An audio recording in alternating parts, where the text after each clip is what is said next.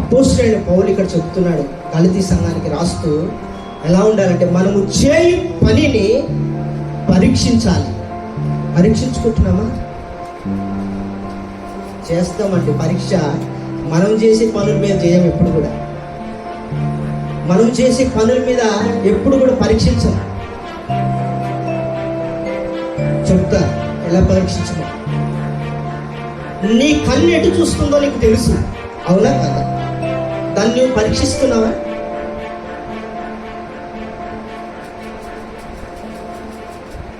నీ నోరు ఏం మాట్లాడుతుందో నీకు తెలుసు, కానీ నీవు పరీక్షిస్తున్నావా?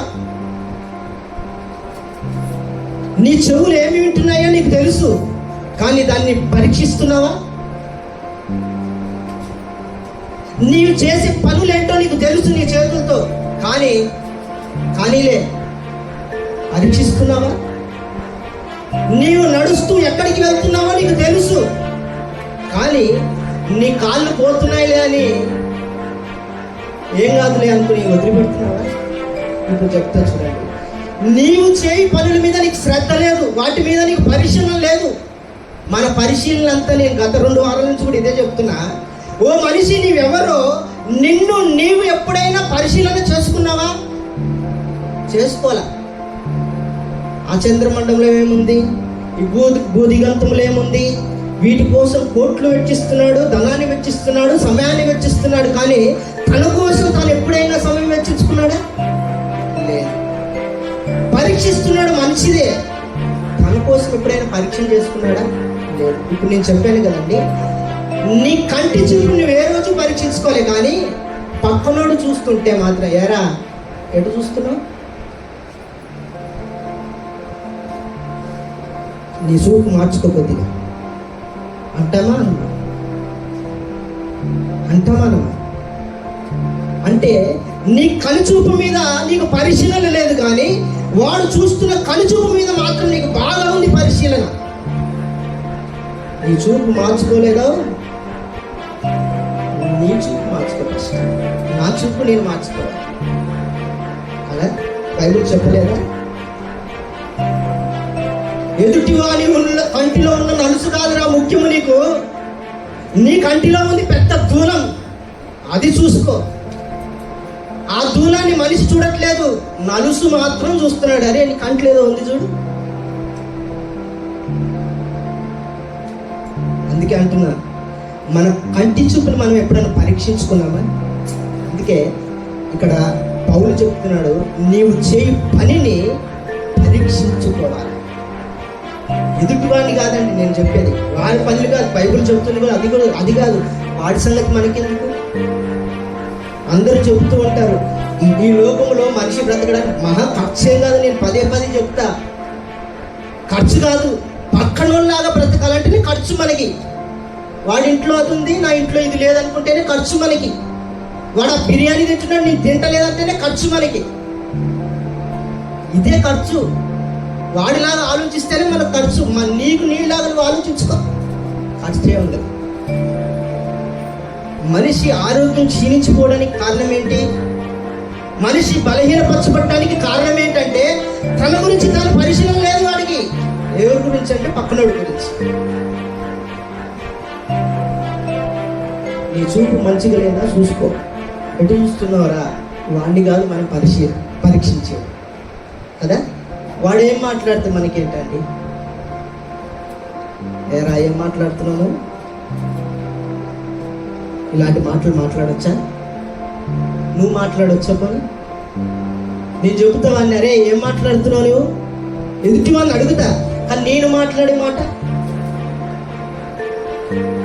దీని విషయం నాకు పరిశీలన లేదు, ఆడ పక్కనోడి విషయమే కదా. అందుకే నీ చూపును నీవు పరీక్షించుకోవాలి, నీ నోటిని నీవు పరీక్షించుకోవాలి. నీ వినే మాటలు అబ్బా కొంచెం అందుకుంటే అని దురద చెవులు. మంచి మాటలు చెప్తే వినరు. ఎప్పుడు చూసినా సోది చెప్తాడు పాస్టర్ గారు అంటే. పాస్టర్ గారు అని కాదు చెప్తున్నా, మంచి మాటలు నీతి మాటలు చెప్పేవారి మాటలు ఎలా ఉంటాయంటే సోది మాటల్లా కనబడతాయి మనకి.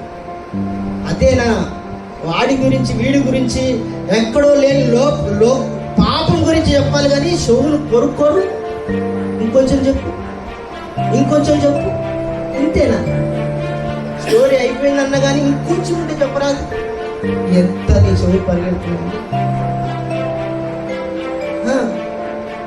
అందుకే అంటాడు, దురద చెవులు కలిగి కల్పన కథల వైపు తిరిగిపోయాయి.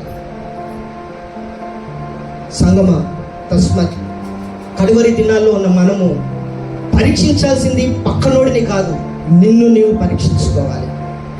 నీవు చేయి పనులను నీవు పరీక్షించాలి. నీవు ఎటు వెళ్తున్నావో నీవు పరీక్షించుకో, కానీ ఆడెక్కడికి వెళ్తున్నాడో నీకు అన్నీ తెలుసు. అరే నువ్వు ఎట్టెట్టు తిరిగి వచ్చావో నాకు బాగా తెలుసురా. చెప్పవు? చెప్తావా లేదా? వాడండి ఆ ఇంటికి వెళ్ళి తిరిగి వస్తున్నాడు, ఆ కొంపకి వెళ్ళి తిరిగి వస్తున్నాడు, ఈ కొంపకి వెళ్ళి నువ్వెన్ని కొంపలకి వెళ్తున్నావు? ఆ పరిశీలన నాకెందుకు? మనకు వచ్చిన జబ్బదే. మనల్ని మనము పరీక్షించుకోవాలి దేవుని సన్నిధానంలో, కానీ పక్కవాని కాదు. అక్కడ రాయబడిన మాట ఏంటండి? మరొకసారి చదవండి. గలతీయులు 6వ అధ్యాయము. ప్రతి వాడును తాను చేయు పని అన్నాడా? పక్కన వాడు చేయి పని అన్నాడా? తాను చేయు పనిని పరీక్షించి చూసుకోవాలి. ఇప్పుడైనా సరే సంగమా జాగ్రత్త. ఎదుటి వారి చూపును నువ్వు పరీక్షించడం కాదు, నీ చూపును నువ్వు పరీక్షించుకోవాలి. కానీ నీ నోటిని నీవు పరీక్షించుకోవాలి, నీ చెవులను నీవు పరీక్షించుకోవాలి, నీ చేతులను నీవు పరీక్షించుకోవాలి. కానీ నేటి దినమున ఇది మనిషి మానేసి ఏం చేస్తున్నాడంటే, ఎదుటి వారి నోరు ఎలా ఉందో చూస్తూ ఉన్నాడు, ఎదుటి వారి చూపు ఎలా ఉందో చూస్తూ ఉన్నాడు, ఎదుటి వారి చెవులు ఏం వింటున్నాయో చూస్తూ ఉన్నాడు, ఎదుటి వారి చేతులు ఏం చేస్తున్నాయో చూస్తున్నాడు, ఎదుటివాడు ఎక్కడికి నడుస్తున్నాడో చూస్తున్నాడు. నీవు అది కాదు చూడాల్సింది. ఇదిగో దేవుడు నిన్నే చూస్తున్నాడు. మిమ్మల్ని మీరే శోధించుకొని పరీక్షించుకొని అంటున్నాడు.